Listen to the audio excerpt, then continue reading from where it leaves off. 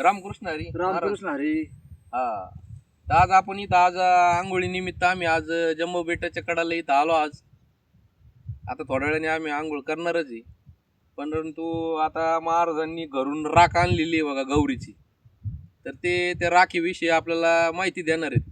रामकृष्ण हरी. दाखव महाराज काय. ती राख आहे, बर ही गौरीची राखी. बर आणि ही गौरीची राख ही आंघोळ टाळा दर दिवशी लावाय सकाळी. बर काय फायदा याच्यापासून हे कातळाचे आजार पूर्ण दूर होते. बर येणार आजार पण त्याच्यामधून दूर होते आहे.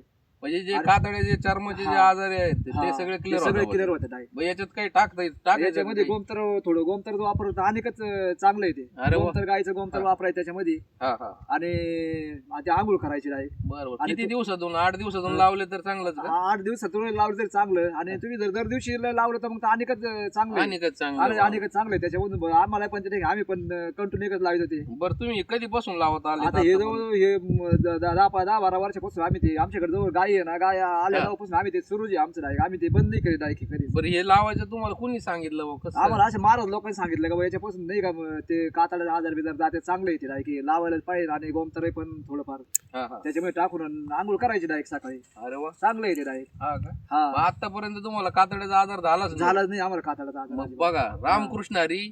तर बघा, या महाराजांनी आपल्याला अतिशय योग्य अशी माहिती या राखीची दिली. बघा, ही जी राख आहे ही गौरीपासून तयार केली जाते. गौऱ्या पूर्वी लावल्या जातात.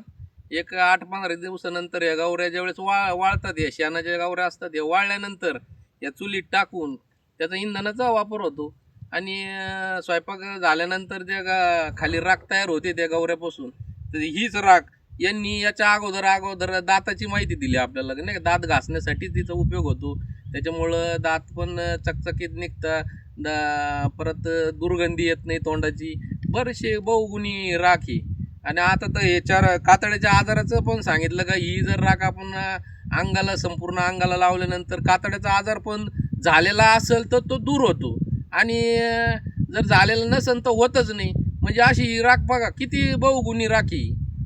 ही गौरीची जी राख आहे ही अत्यंत बहुगुणी असल्या कारणाने तर तुम्ही आपण सर्वांनी ही राख आंघोळीसाठी वापरा, का जेणेकरून आपल्याला कातड्याचा आजार होणार नाही. आणि झालेला जर असेल तर तो दूर होऊन जाईल. आणि इतरांनाही याची माहिती द्या.